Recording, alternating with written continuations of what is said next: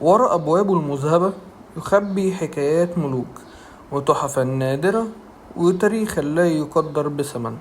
تعالوا معانا في مصري إيجابي نكتشف سحر واحد من أعظم قصور مصر الحديثة، وهو قصر عابدين.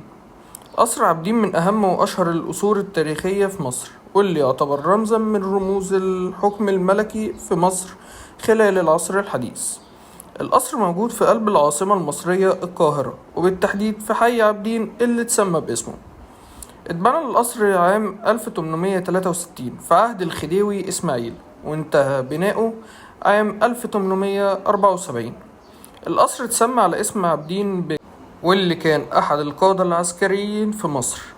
في عهد محمد علي باشا تم استخدام القصر كمقر رسمي للملك من عهد الخديوي إسماعيل ولحد ثورة يوليو 1952، وتحول بعد كده لأحد القصور الرئاسية.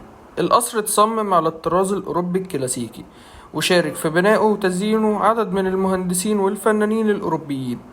كمان القصر بيحتوي على أجنحة فخمة وقاعات مزينة بالذهب وآثار فاخرة ولوحات وتحف نادرة، وكمان متقسم لأقسام، وأقسامه هي المتحف الحربي ومتحف الأوسمة والنياشين ومتحف الفضيات ومتحف الوثائق التاريخية. ونظرا لكل ده فبيعتبر القصر شاهد على فترة مهمة من التاريخ المصري الحديث، إذا كان من مركز الحكم وصناعة القرار خلال الفترة الملكية، ويستقبل الزوار حاليا كمتحف مفتوح بيعكس روعة العمارة والفنون في الزمن ده.